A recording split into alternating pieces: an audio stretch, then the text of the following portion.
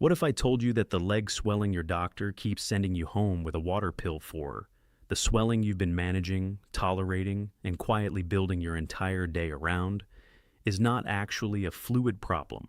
What if it's a circulation problem, a muscle problem, a lifestyle sequencing problem that a diuretic alone will never fully address? And that nobody in a standard 15-minute appointment has ever taken the time to properly explain to you. I know how that sounds. You're probably thinking, Dr. Griffin, I've been to my doctor. I've had the tests. I've been told it's just fluid retention and to watch my salt intake. Or maybe you're skeptical because you have been watching your salt intake. You've been taking the medication faithfully. You've been elevating your legs every evening like you were told. And every morning, you wake up, and by noon, your ankles are swollen again. Your shoes feel tight, and your legs feel heavy and tired in a way that no amount of rest seems to fully resolve. Stay with me, because what I'm about to share has made a genuine, measurable difference for hundreds of my patients. And I mean patients who were doing everything right on paper and still couldn't get ahead of this. My name is Dr. Raymond Griffin. I've spent 25 years practicing internal medicine, and in that time, leg swelling in seniors has been one of the most consistently mismanaged conditions I have encountered. Not because doctors don't care, but because the standard treatment protocol addresses the symptom without ever fully addressing the cause. A diuretic removes the fluid. But if the underlying reason the fluid is pooling there in the first place is never corrected, the fluid comes back every single day. Like clockwork. These are real people I'm talking about, not textbook cases. Men and women in their 60s, 70s, and 80s who came into my office carrying something heavier than swollen legs. They were carrying the exhaustion of a problem that never fully went away. People who stopped wearing their favorite shoes because they couldn't get them on by afternoon.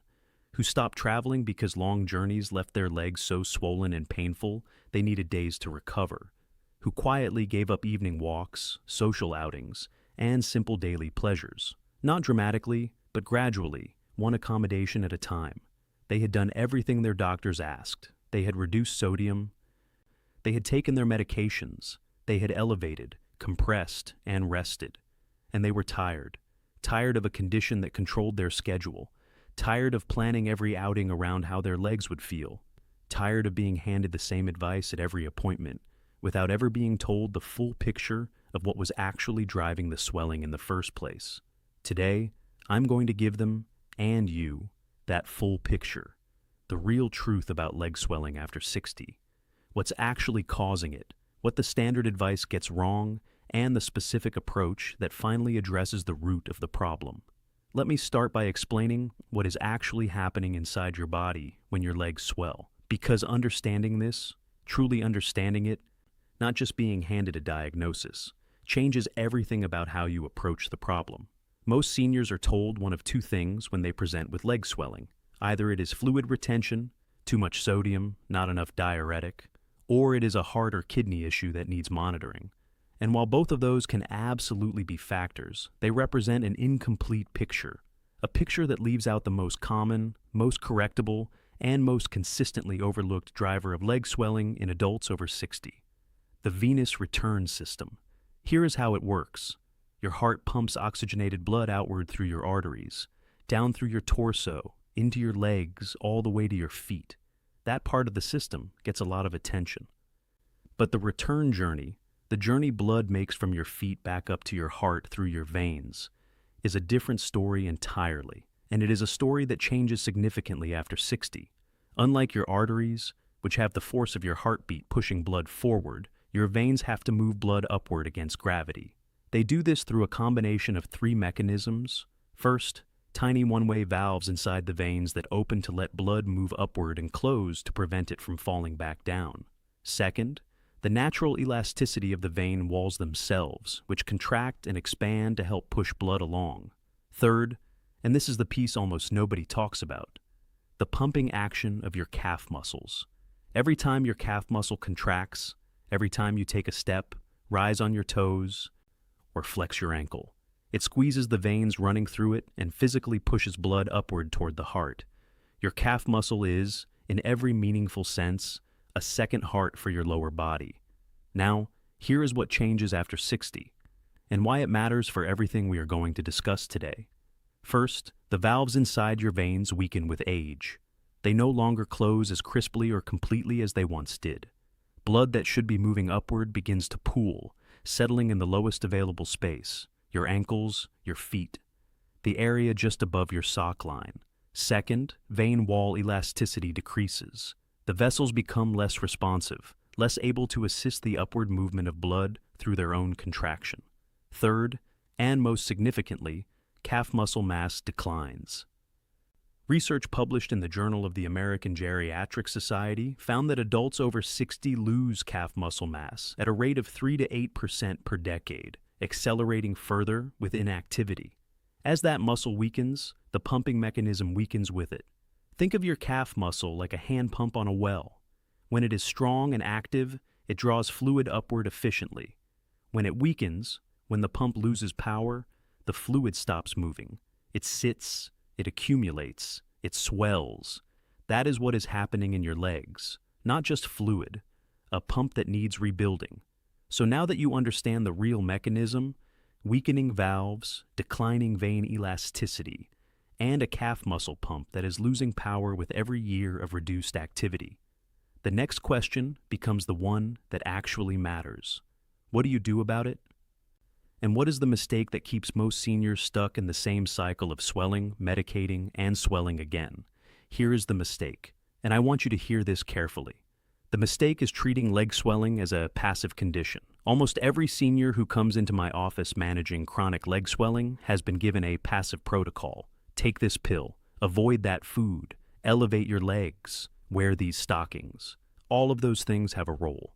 I am not dismissing any of them. But every single one of them is passive. Every single one of them manages the fluid after it has already pooled. Not one of them addresses the pump that allowed the fluid to pool in the first place. And here is what happens when you treat a mechanical problem with a passive solution. The diuretic removes the fluid today. Tomorrow, the pump is still weak. The valves are still insufficient. The calf muscle is still losing mass, and the fluid accumulates again. So you take the diuretic again. The fluid clears again, and the cycle continues, month after month, year after year, while the underlying pump gets progressively weaker because nobody told you it needed to be actively rebuilt. This is not a criticism of your doctor. A 15-minute appointment does not allow for the conversation we are having right now. But the consequence of that gap is real, and it is sitting in your ankles every afternoon. After 25 years of watching this cycle repeat in my patients, I developed a framework for breaking it, a specific sequenced approach that addresses the venous return system actively, rebuilding the pump, supporting the valves, and restoring the circulation that compression stockings and diuretics alone can never fully replace. I call it the F.L.O.W. method, and it works through 4 specific mechanisms that address each layer of the problem in the correct order. F. Fire the calf pump. Before anything else, we rebuild the primary mechanical driver of venous return, the calf muscle, using targeted low-impact activation exercises that can be done seated or standing with support. L. Lighten the load on the valves. We introduce specific positional and movement strategies that reduce the gravitational pressure on weakened venous valves throughout the day, not just during evening elevation. O. Open the lymphatic drainage pathway. We activate the lymphatic system, the body's secondary fluid clearance network, through gentle movement sequences that most seniors have never been introduced to. W. Win back consistency. We build a sustainable daily routine that keeps the pump active, the valves supported, and the fluid moving, so the swelling stops returning by noon. 4 steps. 1 sequence. A fundamentally different approach to a problem that passive treatment alone will never solve. Let me walk you through the F.L.O.W. method exactly as I teach it to my patients, not in general principles, not in broad strokes, step by step, with the specific details that make the difference between something that sounds good and something that actually works. Step 1, fire the calf pump. The single most effective exercise for venous return in seniors is the seated heel raise. And the reason I start every patient here is simple. It requires no equipment, no standing balance, no joint stress, and it can be done anywhere there is a chair. Sit upright with both feet flat on the floor. Slowly raise both heels as high as they will comfortably go, contracting the calf muscles fully at the top. Hold for 2 seconds. Then lower slowly, taking 3 full seconds on the way down. That controlled lowering is where the real pumping action happens. It is the downward phase that squeezes the veins most effectively and pushes blood upward toward the heart. 20 repetitions, 3 times per day, morning, midday, and early afternoon, before the swelling has a chance to accumulate significantly. Research published in the Journal of Vascular Surgery found that calf muscle activation performed in short, frequent sessions throughout the day was significantly more effective at reducing lower limb edema than a single longer session performed in the evening. Frequency matters more than duration here. 20 repetitions 3 times a day outperforms 60 repetitions once a day. Every time. Step 2. Lighten the load on the valves. The worst thing you can do for weakened venous valves is sit completely still for extended periods. When you are stationary, blood pools continuously with no mechanical assistance pushing it upward. The valves, already weakened, are under constant gravitational load, with nothing relieving the pressure. Every 45 minutes of sitting, stand up and perform 10 slow ankle circles in each direction, followed by 10 toe raises. This takes less than 90 seconds, but it reactivates the calf pump, relieves valve pressure, and prevents the afternoon accumulation that makes evenings so uncomfortable. Set a timer if necessary. This is not optional for my patients. It is non-negotiable. Step 3. Open the lymphatic drainage pathway. The lymphatic system is your body's secondary fluid clearance network, and it is almost entirely dependent on muscle movement and deep breathing to function. Unlike blood, lymphatic fluid has no pump of its own. Each morning before getting out of bed, perform 10 slow, deep diaphragmatic breaths, inhaling fully through the nose for 4 counts, exhaling completely through the mouth for 6 counts. This creates a pressure differential in the thoracic cavity that actively draws lymphatic fluid upward from the lower limbs. Follow immediately with 20 gentle ankle flexions, pointing and flexing each foot before your feet touch the floor. This morning sequence takes 4 minutes. It is the 4 minutes that determines how the rest of your day feels. Step 4. Win back consistency. Wear your compression stockings in the morning. Before you stand, not after the swelling has already begun. Put them on while still sitting on the edge of the bed. This is the single most common compression stocking mistake I see. Putting them on after the fluid has already pooled is like trying to empty a bathtub with the tap still running. Consistency of timing is everything with this method. Let me tell you about Gloria. Gloria was 71 years old when she first came to see me. She was a retired school teacher, the kind of woman who had spent 35 years on her feet in a classroom, managing 25 children at a time, with calm authority and genuine warmth. She was sharp, organized, and deeply frustrated.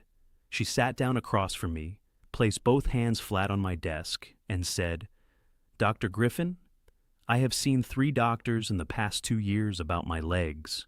I have tried 2 different water pills. I wear compression stockings every day. I have cut salt out of my diet almost completely, and by 2 o'clock every afternoon, my ankles look like I've been standing in a river." She wasn't exaggerating. The swelling she was describing, and that I could see documented in her prior medical notes, was significant, consistent, and completely unresponsive to everything the standard protocol had offered her. She had stopped traveling. She and her husband had planned a trip to visit their daughter across the country for 2 years running, and twice she had canceled because she was afraid of what a long flight would do to her legs. She had stopped attending her weekly book club because the drive there and back left her so uncomfortable she spent the following day recovering on the couch. She had quietly, gradually, built her entire life around managing a condition that was supposed to be manageable, and it still wasn't managed. When I asked her to walk me through a typical day, the problem became immediately clear. She woke up, took her diuretic, put on her compression stockings, and then sat at the kitchen table for 2 hours drinking coffee and reading. By the time she stood up to start her morning, the fluid had already begun accumulating. The stockings went on too late. The calf pump had been completely inactive for 2 hours during the precise window when morning intervention matters most. and the rest of the day was spent catching up on a problem that had already taken hold. She had never been told about the calf pump, never been told about lymphatic drainage, never been told that the timing of her compression stockings was working against her. She had been given tools without instructions, and she had been doing her absolute best with incomplete information for 2 full years. We started the F.L.O.W method together from the beginning. Seated heel raises 3 times daily. Ankle circles every 45 minutes. The 4-minute morning breathing and flexion sequence before her feet touch the floor. Compression stockings on before standing. Every single morning without exception. 2 weeks later, she called my office. Her voice was different, lighter. "Dr. Griffin," she said, "I made it to 4 o'clock yesterday without my shoes getting tight. That hasn't happened in 2 years. 6 weeks later, Gloria booked her flight. Now, I want to talk to you honestly about what to expect. Because false promises are one of the most damaging things a doctor can offer a patient. And you have likely already encountered enough of them around this particular condition to be rightfully skeptical of anything that sounds too good or too fast. So, let me give you the real timeline, the one I give Gloria, the one I give every patient who starts the F.L.O.W method in my practice. In the first 3 days, do not look for dramatic changes in swelling. That is not what the first 3 days are for. The first 3 days are about establishing the sequence, training your body and your schedule to accommodate 4 new daily actions that it has never consistently performed before. What you may notice in these early days is a mild achiness in the calf muscles after the heel raises. That is the pump waking up. That is exactly what we want. Do not confuse calf muscle fatigue with joint pain or vascular discomfort. Muscle fatigue is a dull tiredness in the back of the lower leg. If you experience sharp pain, unusual cramping, or sudden increased swelling in one leg only, stop immediately and contact your doctor. That requires individual assessment. By days 4 to 7, most of my patients begin noticing something specific and measurable. The time at which the swelling becomes uncomfortable begins shifting later in the day. Where it used to arrive reliably by noon or early afternoon, it starts appearing at 2 o'clock, then 3. This is not coincidence. This is the calf pump beginning to function more consistently, the valve load being relieved throughout the day, and the lymphatic drainage pathway being activated each morning before fluid has a chance to accumulate. By week 2, the morning ankle measurements begin showing a slow downward trend, not dramatic, not overnight, but consistent and directional, which in medicine is exactly what meaningful improvement looks like. Patients also begin reporting something less quantifiable, but equally important. Their legs feel lighter, less heavy, less like something they are carrying through the day, and more like something that is simply part of them again. By week 4 to 6, if the method has been followed consistently, the afternoon swelling window has typically shifted by 2 to 3 hours compared to baseline. Some patients report evenings that are almost entirely comfortable, something they had stopped believing was possible. Now, let me be absolutely clear, and I mean this not as a legal formality, but as genuine advice from a doctor who wants you watching this channel 10 years from now. The F.L.O.W method is not a replacement for proper medical care. Leg swelling after 60 can be a symptom of heart failure, kidney disease, deep vein thrombosis, or other conditions that require direct medical supervision. If your swelling is new, sudden, affecting only one leg, or accompanied by shortness of breath or chest discomfort, do not start this method. Call your doctor today. This framework is a starting point. Your doctor helps you determine whether it is the right starting point for your specific situation. That distinction is not optional, it is essential. I want to challenge you personally, not with a vague suggestion to try moving more or drink more water. A specific, concrete 14-day challenge with a clear starting point, a defined daily commitment, and 2 simple measurements that will tell you, without any doubt, whether the F.L.O.W method is working for your body. Here is exactly what I'm asking you to do. For the next 14 days, follow the first 2 steps of the F.L.O.W method every single day without exception. No skipping weekends. No modifying because it feels like too much. 14 days, exactly as outlined. Every morning, before your feet touch the floor. 10 deep diaphragmatic breaths and 20 gentle ankle flexions. Then sit on the edge of the bed and put your compression stockings on before you stand. Before, not after breakfast, not after your morning coffee, before you stand up. Then, 3 times throughout the day, morning, midday, and early afternoon, 20 seated heel raises, 2 seconds up, 3 seconds down. Set a phone alarm if you need to. Call it pump time if that helps you remember. The name doesn't matter, the consistency does. And every 45 minutes of sitting, 10 ankle circles each direction, 10 toe raises, 90 seconds. That is all it costs. Track 2 things during these 14 days. First, your afternoon swelling time. Note the time each day when you first notice your shoes feeling tight or your ankles feeling heavy. Write it down. Just the time, nothing complicated. Second, your morning ankle circumference. Use a soft measuring tape around the narrowest part of your ankle each morning before you get up. Write that number down daily. These 2 measurements will show you something that no symptom scale can fully capture. The actual, objective trajectory of your venous return system responding to being actively supported for the first time. In my experience with patients who follow this protocol consistently, the afternoon swelling time moves later by day 5 to 7, measurably later, and the morning ankle circumference begins a slow, steady downward trend by the end of week 2. Numbers don't accommodate the placebo effect. Numbers just tell the truth. At the end of 14 days, compare day 1 to day 14. Then make a decision based on what you see, not on what anyone told you was or wasn't possible for your legs after 60. I believe in what this method does, but I believe even more in your ability to see the evidence for yourself. So, that is my challenge. 14 days, 4 specific daily actions, 2 measurements, see for yourself, and then come back and tell me what happened. If you watch this entire video, I want you to go to the comments section right now and type the words F.L.O.W method, just that. It tells me this reached someone who needed it.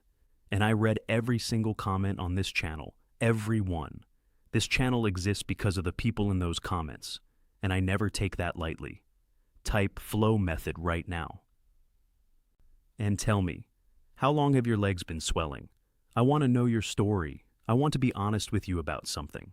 Something that stays with me long after the appointment ends, long after the patient has left the office and I've moved on to the next chart.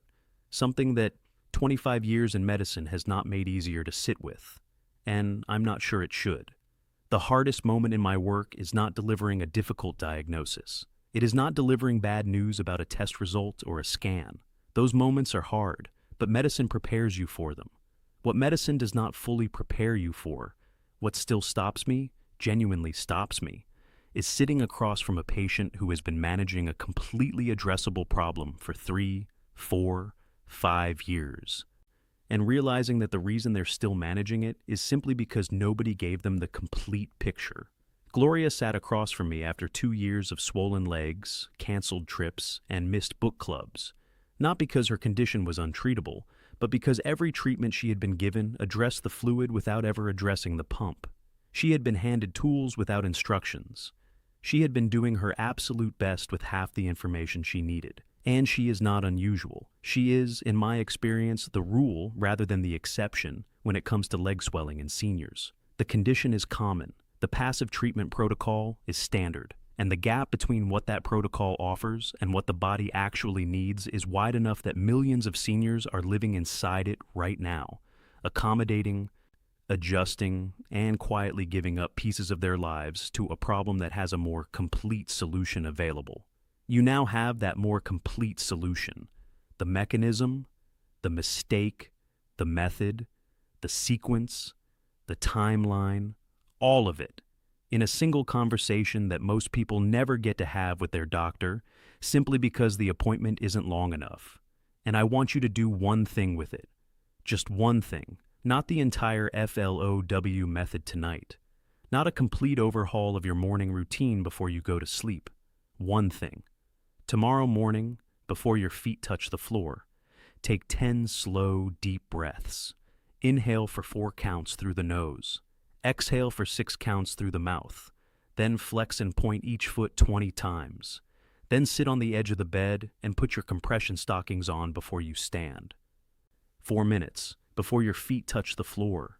Tomorrow morning, that is where the F.L.O.W. method begins.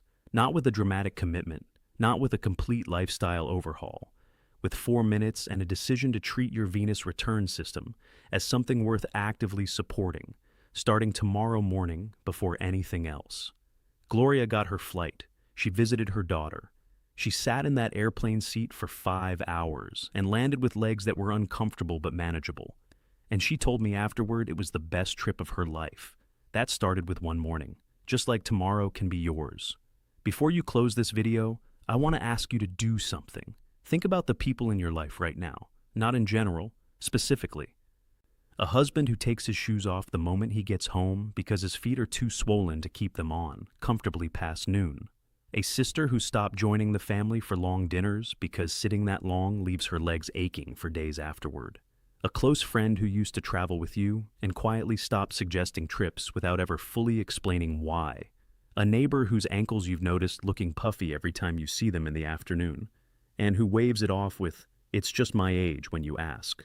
Leg swelling has a way of becoming invisible to the people around the person experiencing it, because it happens indoors, because it happens in the afternoon when nobody is watching, because the person managing it has learned, as Gloria learned, as so many of my patients learn, to simply build their life around it rather than talk about it, to cancel quietly, to accommodate silently, to shrink their world in ways that nobody fully notices until the world has already gotten very small. If this video reached you today, if something I said named something you have been living with or watching someone you love live with, then there is almost certainly someone in your circle who needs to hear this conversation. Share this video on Facebook right now.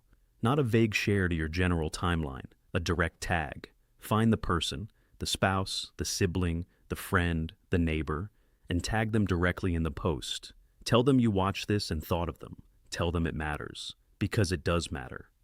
The difference between a passive protocol that manages fluid and an active method that rebuilds the pump is not a small difference. It is the difference between canceled trips and booked flights, between shoes that fit at 4 o'clock and shoes that don't, between a life organized around a condition and a life that simply includes one. That share costs you 10 seconds. What it could mean for someone you love is immeasurable. Tag them now, before you close this video. And if you want more conversations like this one, conversations that go deeper than a standard appointment, that explain the real mechanism behind the standard advice, that treat you as someone who deserves the full picture of what is happening in your own body. I post a new video every single week on this channel: leg health, circulation, joint pain, heart health, blood sugar, sleep. The medications most seniors are never fully briefed on. The conditions most commonly undertreated in adults over 60. The topics I discuss with my patients every single day that rarely make it into a 15-minute appointment. This channel exists because those conversations deserve more time and more honesty than the current system typically allows. Subscribe right now, turn on notifications, and bring someone you love along with you, because the more informed the people around you are, the better everyone navigates this stage of life together. I'm Dr. Raymond Griffin. Stay active, stay informed, and take care of those legs. I'll see you in the next one.